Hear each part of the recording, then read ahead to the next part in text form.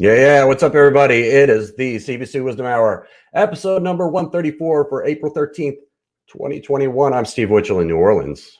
What's up, everybody? Tony B coming to you from New Jersey. What's Yes. up? Oh, exciting times this week. This is a great episode. I've been looking forward to this one for a while.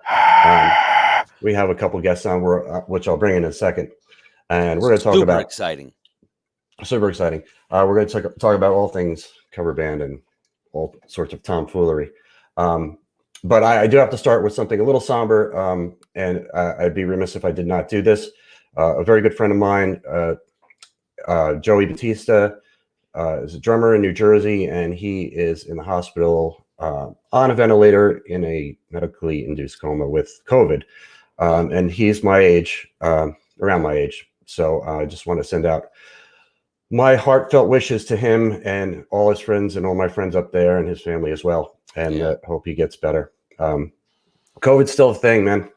Don't let your guard completely down because it's still there. Heard that over the weekend. So did you get any vaccinations yet, Steve? I have not, but I intend to. And I don't really, I am out playing, but I'm okay. I'm good. I'm wearing my mask. You're good. Yeah.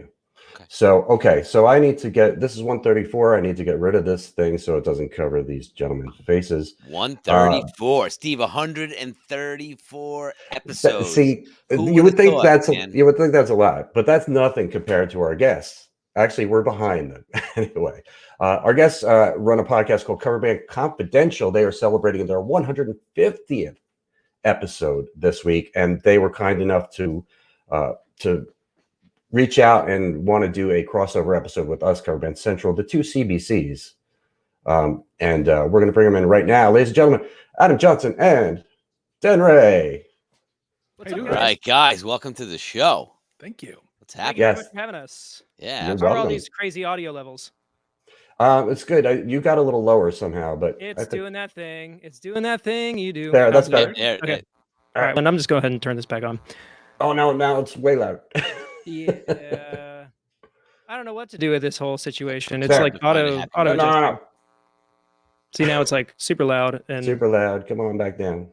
Let's try. Let's see if this makes a difference. That's better. Wait, stop. There you go. Yeah, that's good. Okay. Don't touch anything. Go. And I'm okay.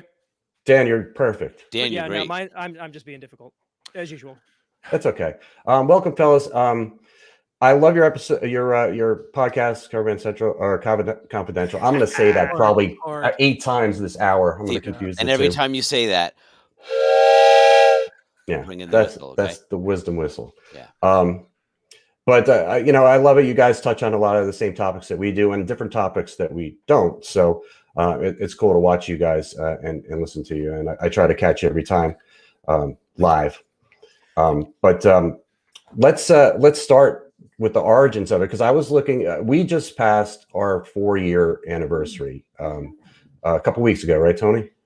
Yeah, a couple weeks ago.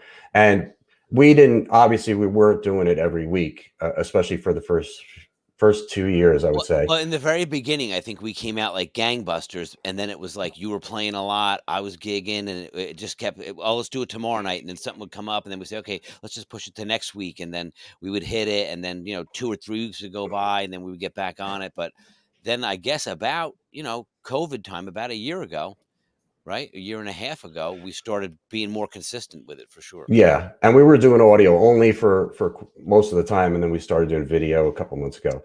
But you guys have been doing it video all along?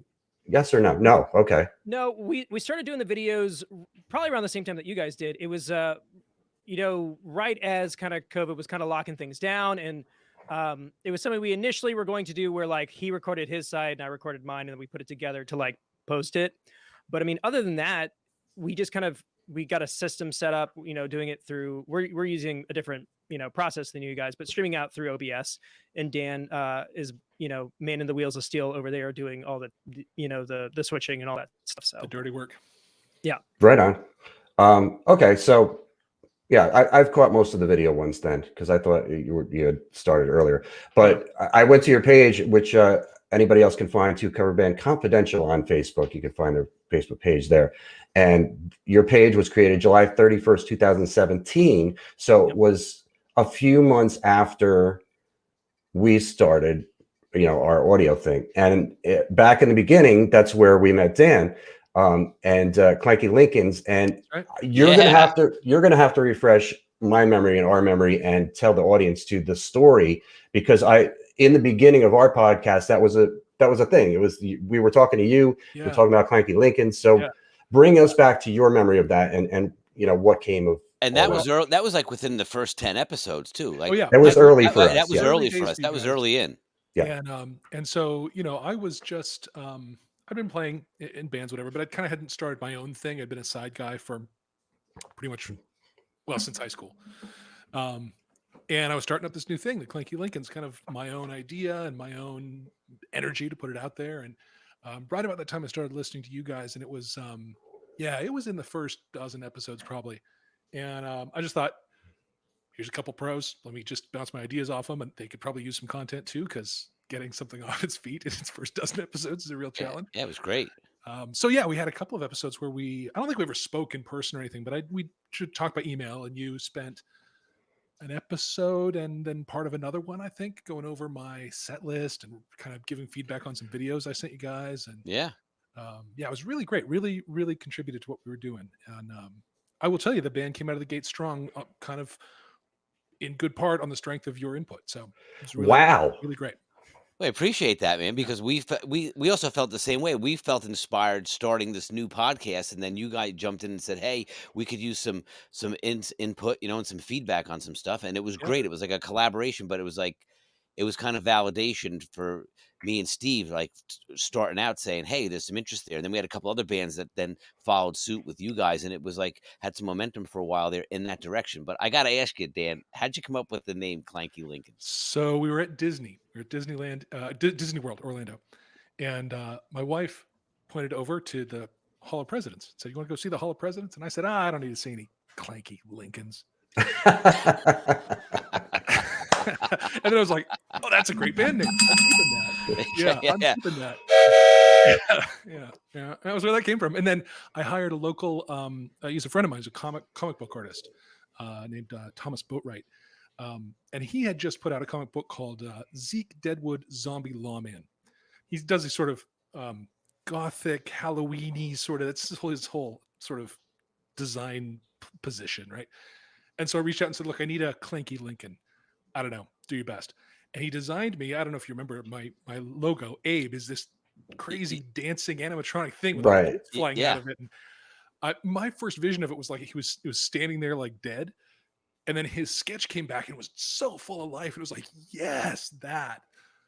That is a Clanky Lincoln. That's the clankiest Lincoln I've ever seen in my life. Yeah. So, yes, people ask if it's about the car.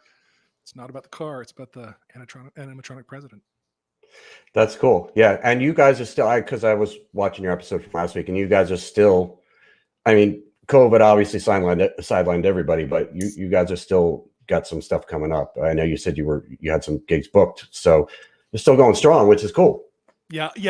We haven't, we're working on when we're going to get back together. I'll say we're all, my vaccine is fully baked on Monday, and the other guys are a week or so behind me. So we're looking to get back into the room soon. So yes. Good. So yeah, that's super cool to have this tie in from the beginning of our thing, and then you guys. So did that sort of inspire you starting Cover Band Confidential, or I know it's like you and Adam, you don't know each other in person, that you met on Cover Band Central or somewhere. Yeah. Yes. So talking about when the Facebook page was founded, I initially started doing this as a blog concept. So I started writing articles and putting them online, and that's kind of when Cover Band Confidential kind of came into existence. And kind of through the same channels, I got plugged in with Dan because when we were going into conversations and stuff on in the Facebook group for Cover Band Central, it just kind of seemed like whenever there was like some sort of discussion, we tended to kind of be on the same side of the argument, or the whatever the topic was. And so I had reached out to him initially and said, hey, would you be interested in writing an article for us?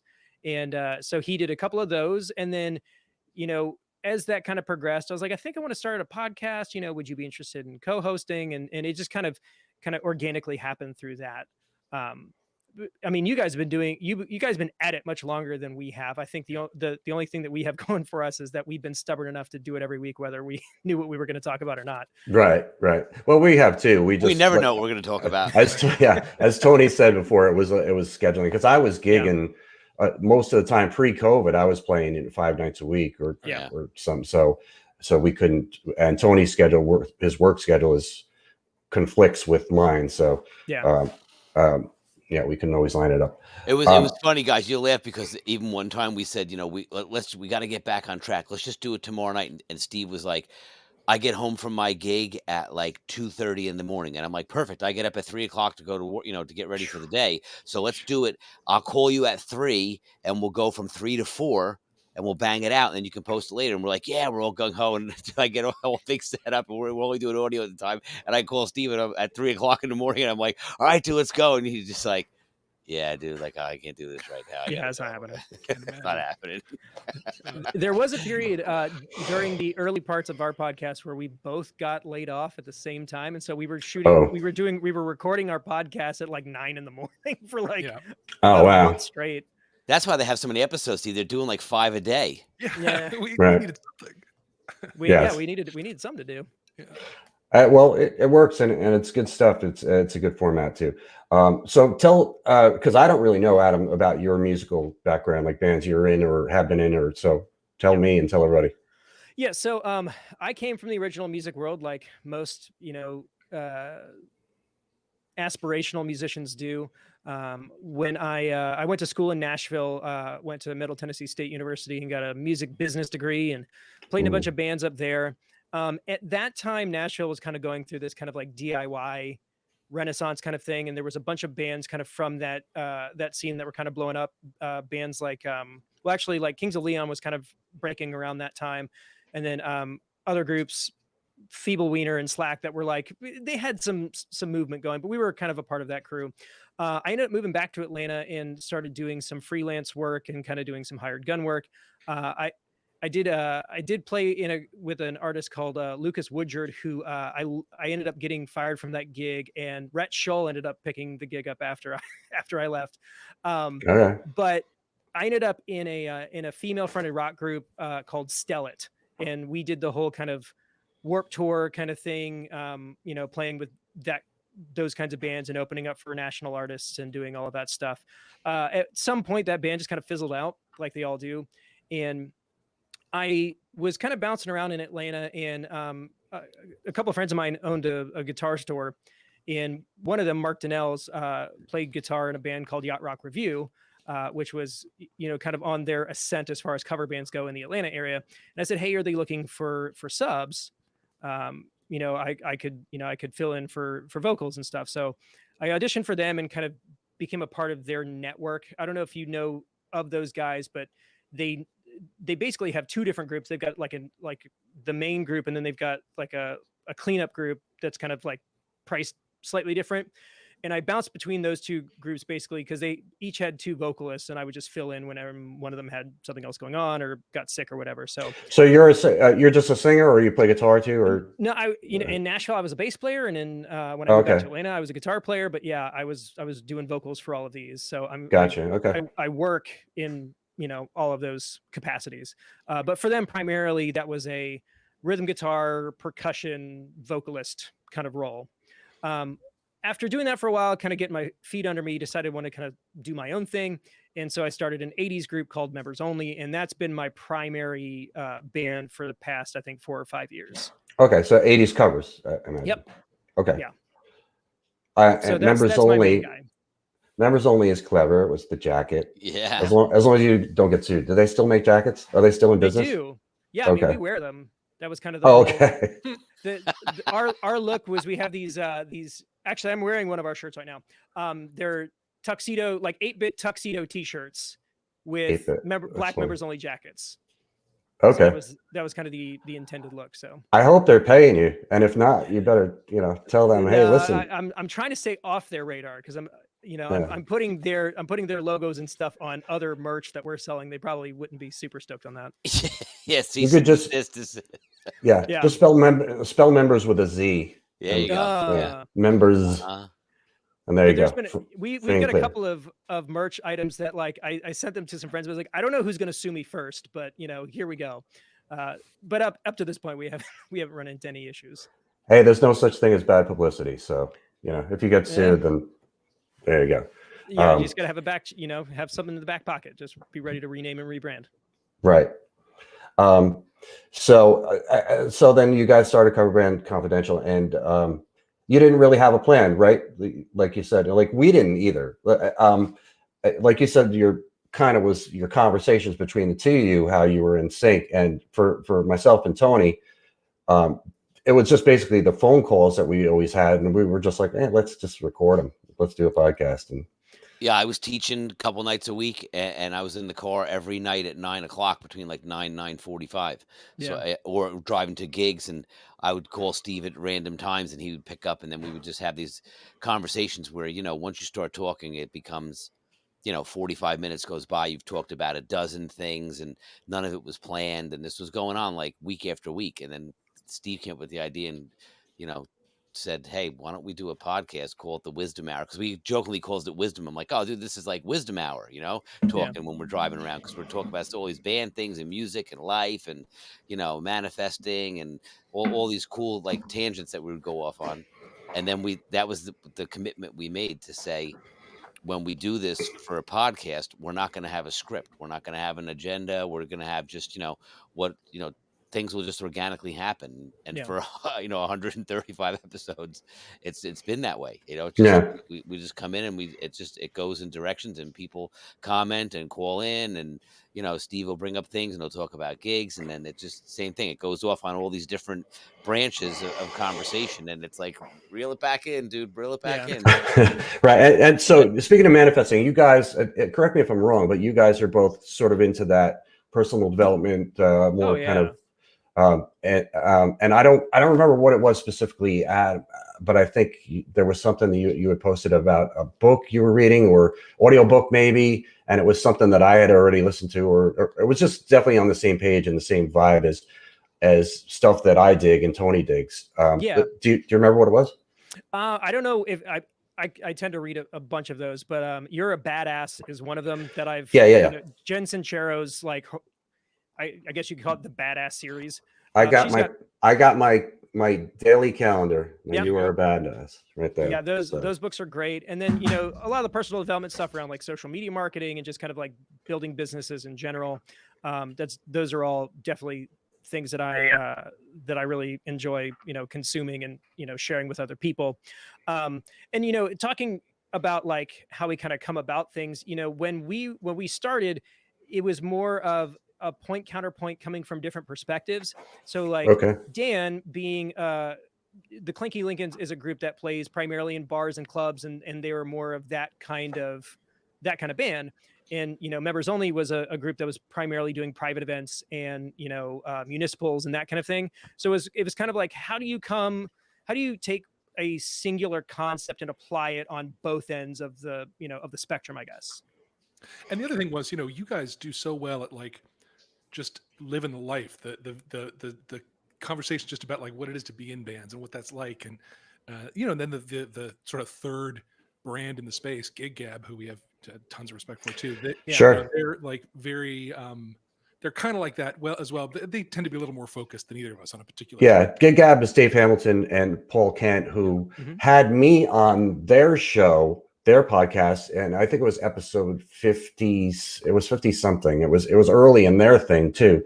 And they had found me. Paul reached out to me because of Cover Band Central, and that was really Cover Band Central in its infancy. I had like 15,000 people maybe on the page. Yeah, that was early on. And they had me on there, so they kind of inspired me to say, like, "Hey, I want to do a podcast too." I really enjoyed it. But between them and you guys, we were inspired to do that. We had them on our 100th episode, so 150. Right. You guys, right? The kind of niche we identified was sort of the business side of it. sales, branding, marketing. Like, what is it to lead a band? How do you price it? How do you, those kind of topics. We kind of felt like we could park ourselves there and have something that was a little different than what other folks were doing. Although certainly we cover all the same kind of like, how was your gig talk, which is, we all love that. It's what we Sure. Hey, but it's still all useful information, though, Yeah, right? That yeah. everyone can benefit from, and like everyone's always questioning, oh, that no one's going to want to pay that much for the band, or how much? What's Right. your minimum? What do you really go out for? What's it? Because that's the age old thing, right? Like we love doing it. So some guys will say, well, I'll play for like $30, and it's like, guys, No. you think about it. Like we used to laugh and say, you do a private gig and it's an hour away, and you're going to have a 4 or 5 hour show. And let's just say the band's getting paid good money. Let's say you're getting paid like $2,500, and you have 5 people in the band. You say, well, everyone's getting $500, but then you start breaking it down. And it's like, yeah, well, it's a 10-hour day. Right. You got travel there and back. When you're, like you said, even at a premium, you're getting paid less than $20 an hour. Yeah. Oh, and by the way, the reception is in the same room where the ceremony is. So you got to set up before the ceremony and then go cool your heels somewhere for 4 hours. Right. I mean, yeah. So it's all relative. So you got to take that into consideration. And like a great thing me and Steve used to talk about was saying, you present your band to someone, you say, okay, so it's going to be, $3,500 for the band. They say, oh, that's we're thinking more like 1,500. And then it's like, but they have to realize that, okay, when you explain it to them that way, hey, there's 5 people, we're bringing $30,000 worth of equipment between instruments, PA, everything that goes into it, the travel, the pack up, you got to load, unload. And so when you break it down for people that way, then they're a little more, in tune to saying like, wow, I never really looked at it that way. Like, I think it's a lot of money for a band, but you got 5 people that are investing, 12 hours of their day for that one performance, if not a little bit more, and then all the other ancillary stuff like that goes into it before and after the gig. So it definitely puts it into perspective to where, like you said, the days of going out for $50 is it's just not feasible, because I mean, plenty of guys will do it, but to all of us, we haven't been doing this for 2 or 3 years, and we're just, we're still passionate about it. But, when you do this for 30 years of your life, you bring a certain level of wisdom and experience and talent, collectively as a band, and that's worth something. And you hope that gets appreciated too. Yeah. You also, but it doesn't. what your time is worth. And so, if somebody comes at you and they're undercutting you by like 50%, you can be like, well, I can take some things away if that's what you want. But otherwise, this is what we're worth. And if you want to find a $1,500 group, there's plenty of them out there. But if you want us, this is what we cost. Yeah, and if you're playing a venue too, that's a private party like that, and it's a catering hall, they're going to ask you for insurance. So if you don't have a yearly policy, you're going to have to pay the money, for the one-time event, which might be $150, right? They write you the insurance policy for one night or whatever, and it's a lot goes into it. Yeah, we did an episode a couple of weeks ago about like banking, like how do you set up an LLC, and like the ins and outs of like what it takes to like get a check with your band's name on it, like what are the nuts and bolts on getting something like that done. So there's so many little like bits and pieces that like we spend all this time like doing lessons and playing on stage, and then like you realize that like at the end there's this entire other discipline that if you don't know, you can still work, but having both sides of the of that conversation and knowing how to navigate both of them makes you so much more marketable, so much more valuable, and it allows you to make more money because you get to call the shots and you know how to make things happen. Oh, and it makes you more efficient as a band, right? Absolutely. And you have more fun with less stress. Yeah. You guys were talking on your show like a couple weeks ago, and you were kind of going in this direction, and you didn't quite get there. But I want to bring it up now and see what you guys think as far as coming back to playing now post COVID. We all saw how this affected musicians, this pandemic, and music fans too, in particular, how it affected them. They really miss it. They really need it. They're very vocal about it. I have a lot of friends who are just music fans, aren't musicians, and it's very therapeutic for people. And that's something that I always knew, and that's something I always enjoyed about being a musician and playing live, is really being that therapist, and getting people to dance and have fun and forget the problems and whatnot. So it's my belief that coming back now, because I've been back playing now for a few weeks, Yeah. that this is the time to ask for more money. This is the time to say, hey, look how valuable we are. Yeah. You know, Yeah. if you were making $100 a gig for the last 20 years, now's the time to step up and be proud of your worth. Don't be afraid to say, look, you know, we want to make this amount of money. Yeah. And aim high. Aim high and let them talk you down, because you're not going to talk them up Right. after you settle on something. So aim high and say, look, people need this in their life, and we are the facilitators of this joy that was missing for the last year for everybody. We deserve to get paid for this. Yeah. That's how I feel. And right now, where I'm back working in New Orleans, we're actually getting paid less right now because it's not 100% capacity. Right. And they're saying when it's 100% capacity that they'll bring us up to normal pay. But I think, no. We ask for way more now. They need us. But I was going to say, Steve, that seems to be the consensus in Jersey too, right? Because it's only 25%. Even New York is 50, and the club owners will say, even if you could bring 100 people that would normally pack this place, I can only let 25 of them in. I can only let 50 of them in. I think they shouldn't be doing music if that's the circumstance. Well, that's what happens. So they say either like we're going to pay the band, $100 a man to come in and do a 3-hour gig on a Friday night or even a Saturday or a Sunday afternoon, just to start to revive the scene, kind of, and get people back out again. But again, like I'm supposed to play Friday night. The forecast Monday was saying it was going to be like 38 degrees and raining.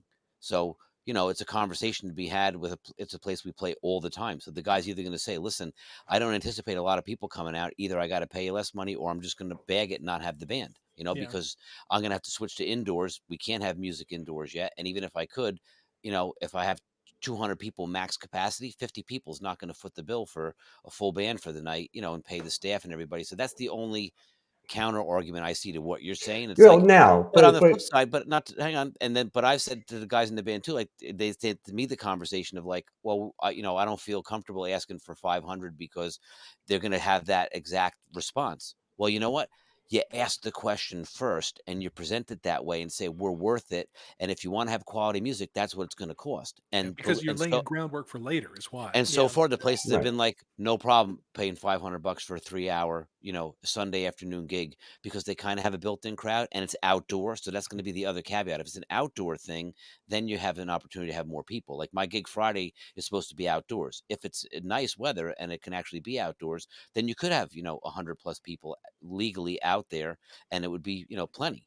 But if it's a slippery slope to navigate is all I'm saying, because you want to maintain the relationship with the club owner too, and you want to be sensitive to his needs to say, look, man, I'm not gonna open up for a Friday night and end up losing money, so to have a band and have everybody there, and you got to respect that and say that's cool, so let's reschedule it and do it another time when it's more advantageous for both of us, and that goes a lot longer than just saying, well, either you pay us X or we're not playing here. Right. So but I'm trying to look forward when like everybody's vaccinated, we're back to normal. That's when we need to ask for more. Yeah. That's so in Georgia, we've been open this entire time. They have shut nothing down. So like those like the venues are open, bands are playing, like that never happened here. And full capacity, like, Yeah. I mean, there weren't a lot of mandates around those kinds of things. They were just kind of like basically like left people to fend for themselves, for better or worse. So like for bands down here, like a lot of them never stopped working. Bands like us decided that, this is another thing we talk a lot about. We felt from a branding perspective that wasn't necessarily good for our brand. It was better for us to take the time off to tell people, hey, we're concerned about your safety. We're concerned about our safety. So we're going to pause this, and we will come back as soon as we feel like we can put on a show for you that, isn't going to put you at risk and isn't going to put us at risk. And I've been turning work down for months now at this point, just because from a branding perspective, I don't think it's the right thing to do. And, you guys talking about, whether when you're talking to club owners or, prospective clients for private events, branding is how you get to that conversation.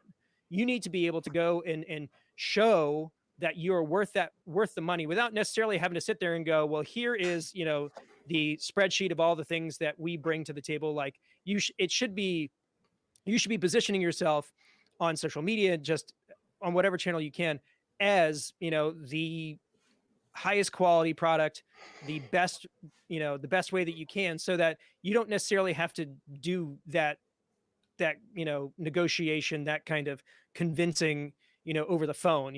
Your reputation kind of precedes you in those things. Sure. Yeah. I mean, we've talked about that a lot, about marketing and about how to present yourself online, being professional, having a website, having a Facebook page, having a Facebook group too is huge. As you guys know, with CBC, how big that got, and branding. Yeah. Making yourself look like a pro. That definitely goes a long way. Uh, um, And word of mouth too, reviews, like branding. you said, when you're doing stuff on private events, it's always good when someone says, "Hey, so and so recommended you." Yeah, Then you're not really negotiating price because they already know what they're getting, and exactly. they recommended you because you were the best band they ever had at their event, and everyone loved you, and it was great, and everyone danced, and it's fantastic. And those are usually the clients that will tip you at the end of the night as well, Hmm. because to your point, the corporate gigs in the private world, they have the budget, they have the money to do it. You're not struggling with a bar saying, how many people did you bring, and Yeah. how much money did they have in the register at the end of the night. These But the guys, cool like thing you said, is that if you're doing a good job and you do those kinds of gigs, you're still making that kind of money. And for us, we have venues that we play. We don't do a lot of public events unless they're like municipal, like citywide stuff. But we play like a handful of clubs, and when we do it, it's a big deal.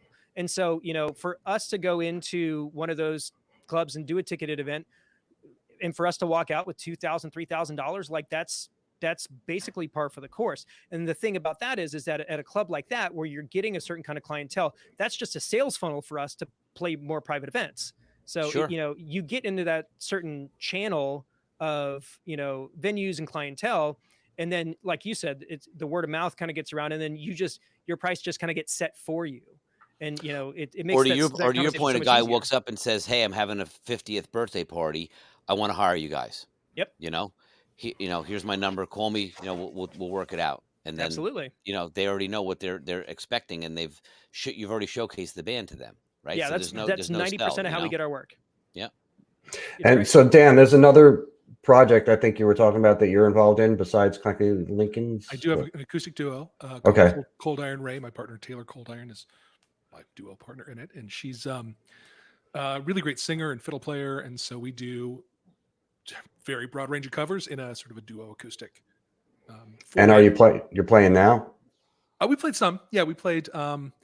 It's been a bit, but we have a date in the practice room on the day that my vaccine is cooked. So that's going to happen. And Dan, did that come about as like a product of necessity, being downsizing, or was it just a different avenue of music? It actually happened before COVID. For a while, I was playing guitar with a original jam band, sort of Dead inspired psychedelic Americana. They say their genre is.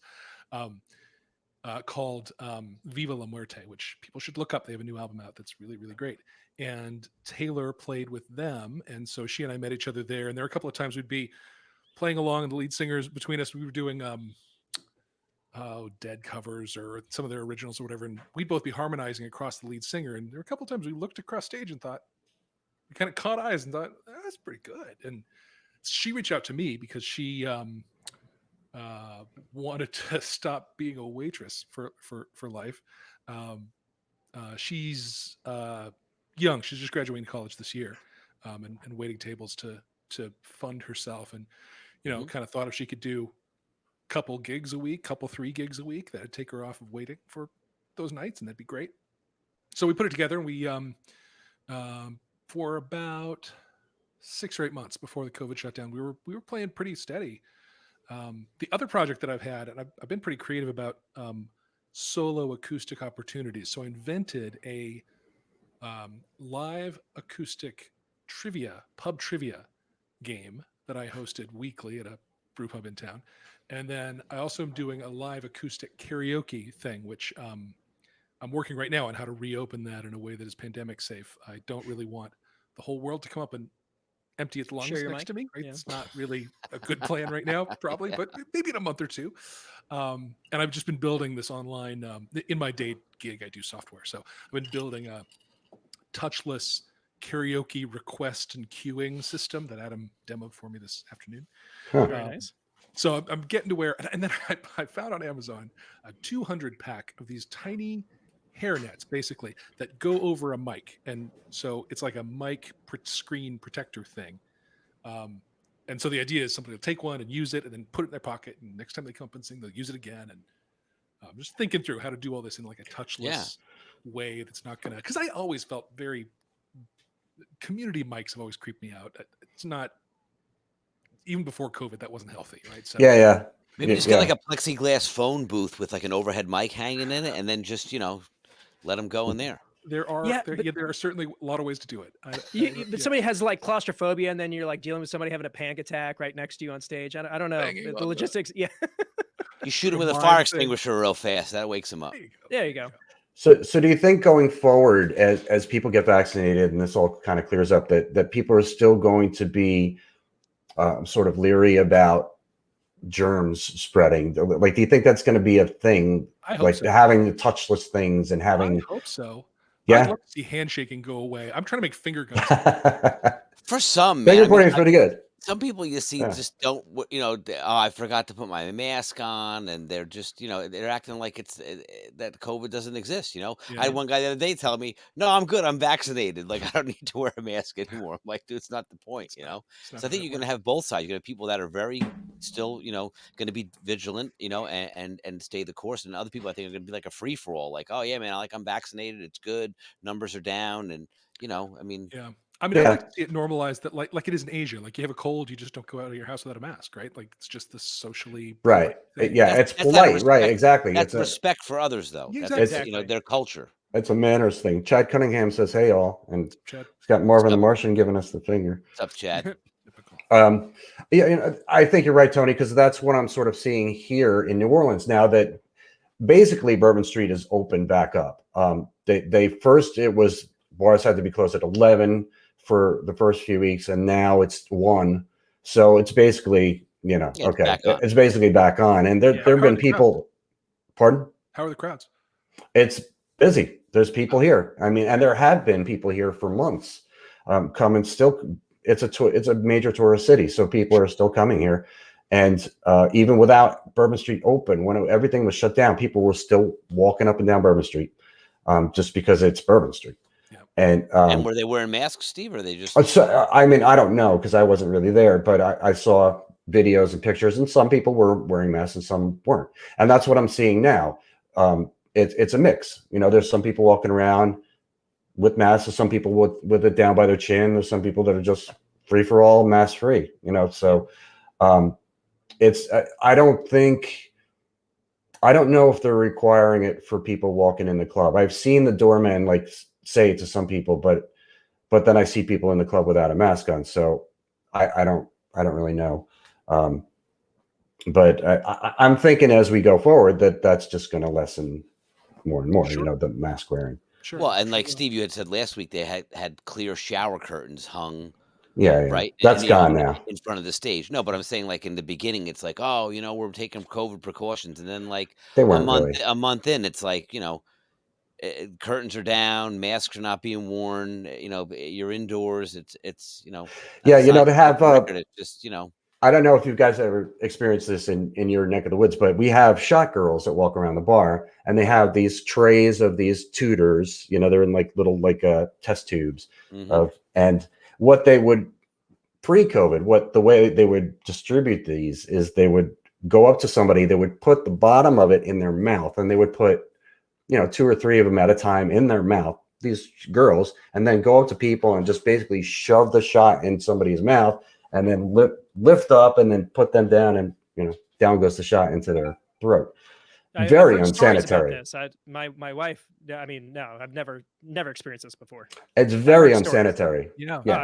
I can imagine. So I haven't seen that happen, but with the shot girls, what I have seen is another thing that they do is they put the tutor down their cleavage and then have somebody come and take it out of there and drink it. And I have seen people do that. So I don't That know. seems much more sanitary, though, Steve. There's no breath. Yeah, You know, I mean, Sure I've it also heard does. stories about that too. It's a slightly more sanitary. But he's heard stories allegedly that Yeah. that goes on. You know, I can neither confirm nor deny. exactly. I've heard. Someone told me. You know, in passing story. Yes, that I'm just passing along what I know. But like I said, like in Atlanta, like none of this is a thing. Like clubs are Right. open, people are out, no one's wearing a mask. I did a gig at this venue a couple of weeks ago, and I was literally like the only person who wasn't on like the venue payroll that was wearing a mask. But I did the Right, whole yeah. night I did the whole gig singing in a mask, like I just wasn't willing to risk it. Wait, what? You sang with a mask on? Oh yeah. Yeah. Real Hmm. high. Like, if you got one of 'Cause- those Shure Super 55s, you can, I mean, it's a nice big diaphragm, like it's more like a pop filter, really. Right. Yeah, it doesn't really impact the vocal I did quality it for that much. 3 straight hours, Wow. top to bottom. So it can be done. Yeah. You know, I think it's what stake you have in the game too. Like, you know, I have elderly in-laws and we visit them and it's like you don't want to, God forbid you bring something there, they're not going to survive it, you know? Yeah. They're in their 90s, you know? Yeah. We got So, some respiratory stuff in the family here too, so we've been pretty high yeah, so protocol. you know, and other guys in my band have people in their family with asthma or who are maybe compromised in some other way. Yeah. And it's a different, it's not a statement to say, well, I'm not wearing a mask because of this. It's like you're wearing a mask, like you said, culturally out of respect, but because you want to protect your loved ones, you know, because it is real. And like Steve was saying earlier, you know, friend of ours from New Jersey, drummer, is on a vent in a induced coma from COVID. You Yeah. know, and Yeah. the guy's in his 50s, so Yeah. it's very real. You know, it's still here. Yeah. I mean, Yeah. my dad is in cancer treatment right now. So that's what I'm going to do. I'm going to take every precaution because that's not something I'm willing to Right. to do to somebody else. Chad's jonesing for live music. His last concert was 2019. So, Yep. and Ready? it's a lot of people. Like I said before, there's a lot of people that are like that, and I think they're willing to pay a little extra too. Somebody mentioned earlier, I didn't put the comment up, but somebody mentioned earlier about charging cover charges at the door, which we don't have here in New Orleans. But I mean, is that something you guys obviously not for private events, you know, that you're doing? Yeah, I mean, Depends on the venue for us. Yeah, same here. Yeah, that's kind of the same. It's always been. And tips too. The saving grace for me here is New Orleans is a tip culture. Yeah. So anybody that's doing anything in performing is accepting tips. It's expected here. So, but surprisingly, people here have been tipping well. Good. And maybe not surprising, maybe because they do appreciate, they really want to show their appreciation. Yeah. And I always make sure I say that on the mic when generally the way we do it is our singer will walk around the room with a bucket for the tips. And I'll get on the mic and say, hey, we haven't been working in a year and we got some overdue bills. So you want to throw a couple bucks in there. And that usually works. It gets people to laugh a little. Yeah. And people have been very generous. So I'm making more tips than we made pre-COVID. That's great. I posted an article the other day, and actually I shared it on the group about creating QR codes and stuff for like a landing page. So like something that you can just scan with your phone that allows you to do, virtual tipping and all that stuff. Basically, like making it as like easy as possible to, relieve people of their hard-earned money. Yeah, that's the key. Make it easy. Don't make people jump through hoops to pay you. Make it simple. There's a band down here called Chicken on the Bone that does that. They have the QR code and they have their Venmo thing listed on right on the front of the stage and all that. It is super easy to do now. It's and it's free. You can do it without spending a dime, and it's a really great way to help with branding. And again, it's one of those things where like somebody sees it and they go, oh wow, this guy's got his act together. So it's good for for branding overall, that like you've got all your ducks in a row, as they say. Yes, indeed. The karaoke thing that I just built, it was my project over last weekend. I built into it a way for you to, as you're requesting to sign up to sing, you can add a tip and skip the line. Okay.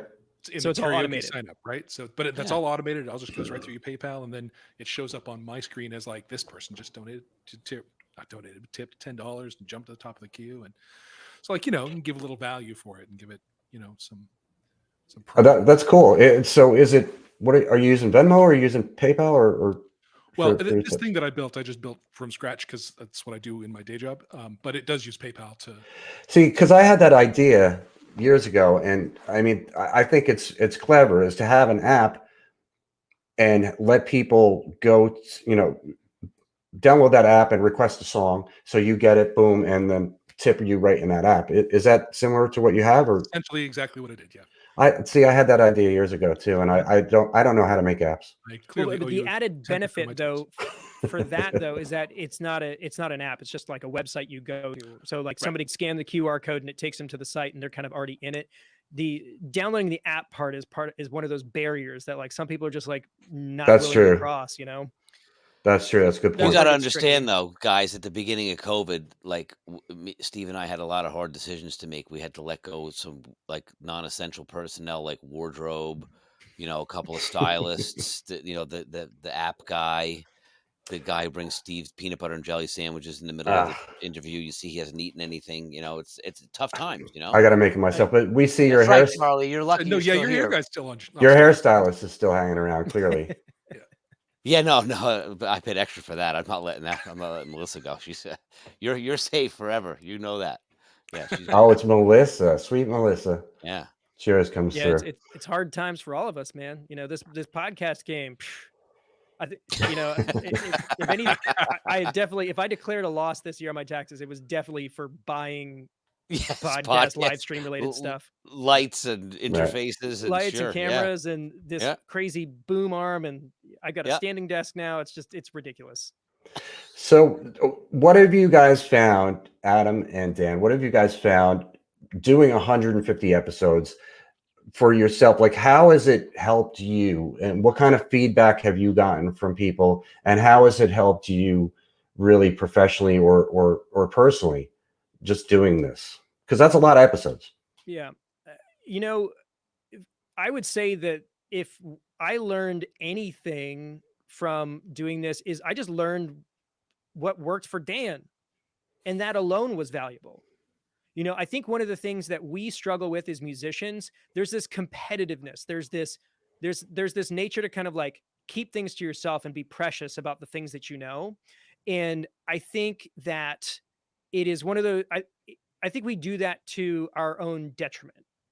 So what I feel like we have done is opened up and created a community of people that are willing to share what's working for them. And that's really, where the value is.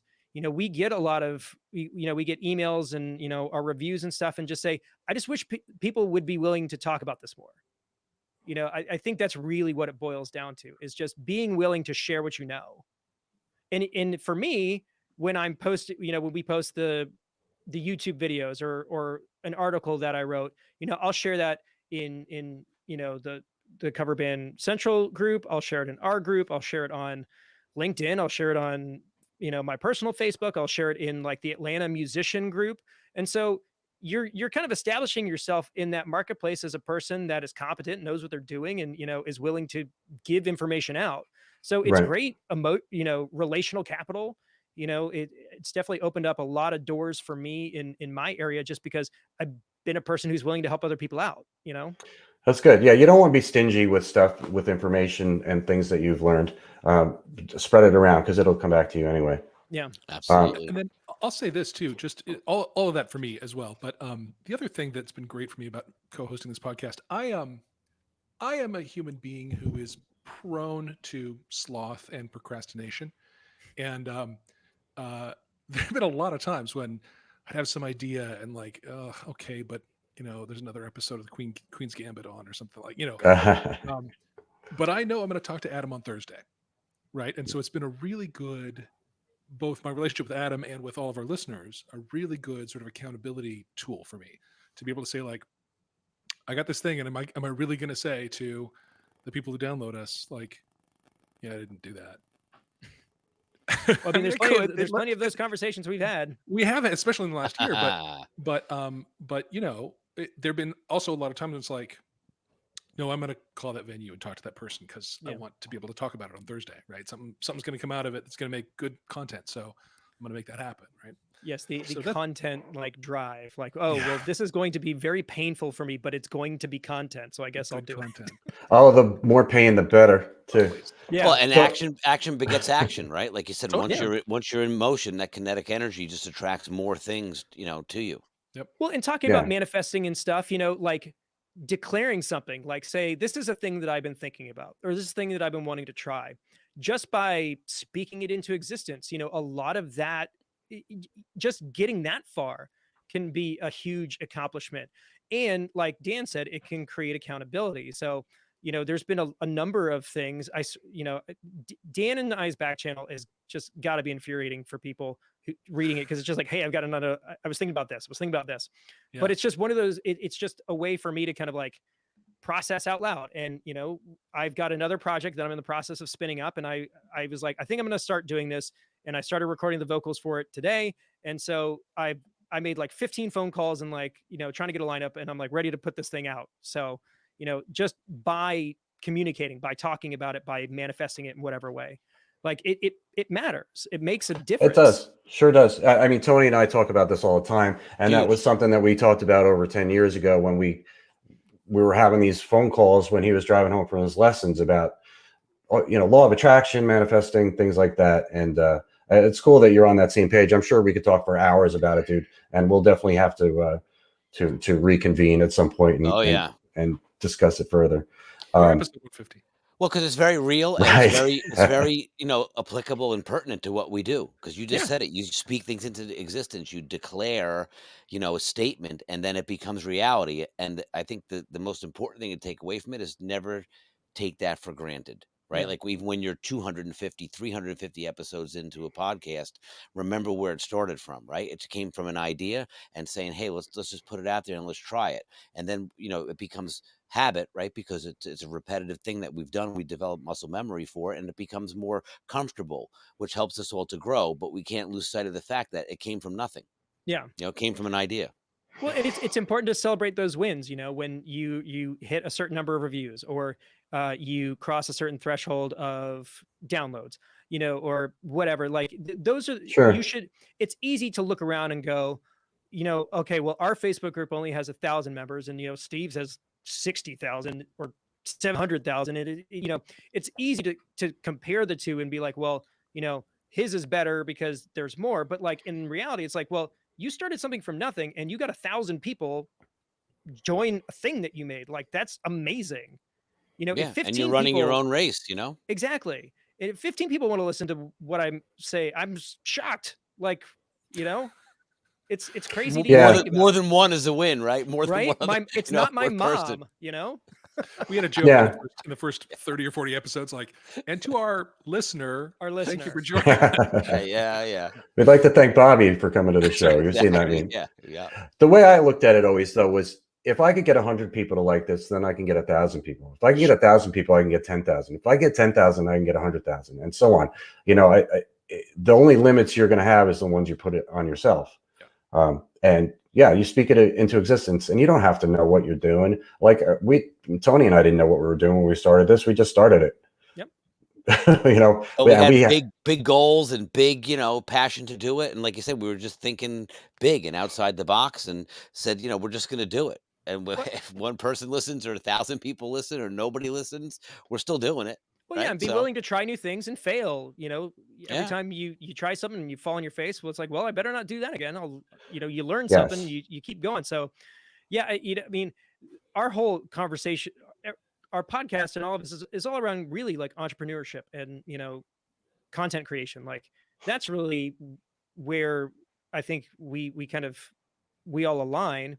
And there's universal stuff, whether we're talking about cover bands or talking about business or talking about photography or whatever. Like there are certain universal truths and best practices. So regardless of what angle you're taking, the big picture stuff is always going to be applicable. Absolutely. Applicable? Yeah.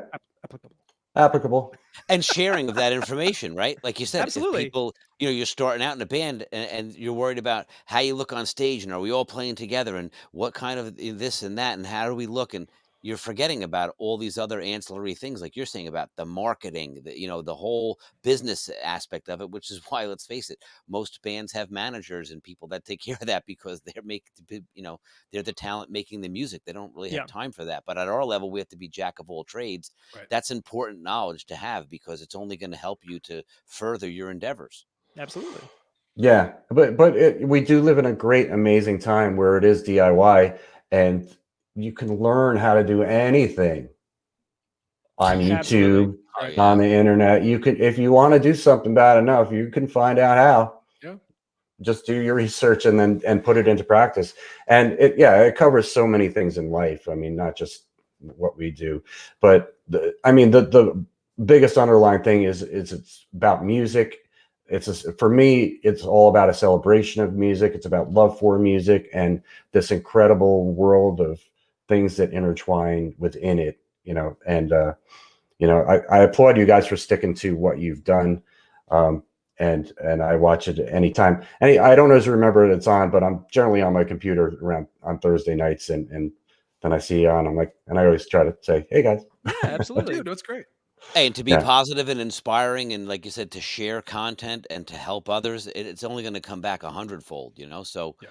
like you said, the more people that can start to get on board with that and understand that it's not all about, I can't show you what I'm doing or I can't share my tricks with you. Yeah. At least for me as an educator all my life, teaching students, that's what you want to do. You want to teach them all the tricks because you want them to tell all their friends about the tricks and so on and so on. And it's a legacy of, even if it's an unspoken thing that you never take credit for, you're helping to build the future of musicians and music and creativity, and that's what it's Yeah. all about. Absolutely. Indeed. Yeah. So I love that you guys, that this was kind of born out of Cover Band Central too. It really kind of, Totally was. No, we would not exist if it wasn't for this group. 100%. That's right. yeah, I really, it's awesome huge. to me because there's so much stuff that happens that I'm not aware of in this group, in this community of friendships that have been forged, and bandmates that have come together as a result, things that people have learned. People that have argued about nonsense. I've argued about, have gotten really upset about, and walked away crying. And I've got my cargo shirts on right now. curse me out. Yeah. Yeah, those are things I never anticipated, man. When I started it, like that, there were going to be these heated discussions about freaking cargo shorts and iPads and music stands and backing tracks. Wearing your own merch, is that a thing? I don't. It's probably a thing. It will be if it's not. Don't worry. Wait, here you go. There you go. There you go. Nice. That was the COVID edition one. Yeah. Chad said, being self-employed, he can appreciate you guys and your views. Much love back to you, Chad. Even though we're all you're trying to be self-employed, that's why we're here. We're trying to figure it out. Yeah, that's right. His avatar is a little aggressive, but that's okay. It's a cartoon. Everybody, relax. Everybody, it's fine. It's cartoon. There's no such thing as Martians. We have the rovers up there, and if that guy was there, we would have seen him by now. That's right. So helicopter will fly over and find him. Right. All right. So what's in store for you guys? I know you're just going to keep plugging away with your podcast, and that's cool. Any other exciting things you want to, in our last minute here, you want to talk about? So we've got some stuff that we're looking to do, some interviews and stuff that we're trying to get scheduled.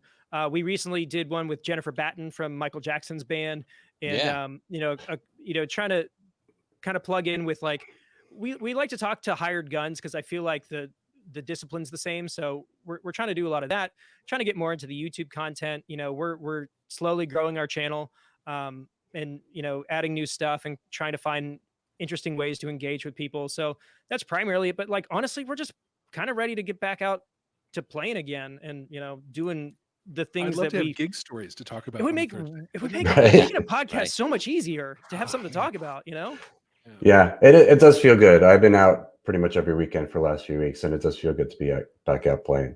I got a gig on Friday, so I'm looking forward to that. Yeah, me excellent.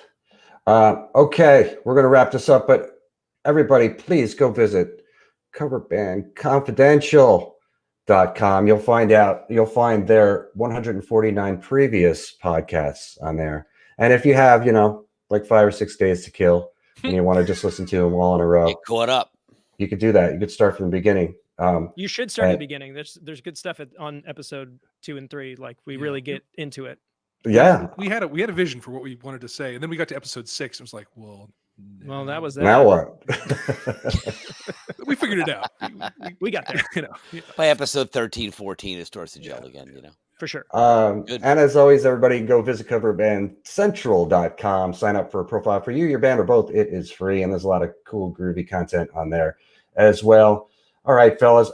We'll reconnect again at some point. We're all in the same thing. Yep. We're all in the same business, and we're doing this, and we're having fun. And there's always stuff to talk about. And I'm trying to find the right thing to click on here. And I'm not. Oh, there we go. Okay.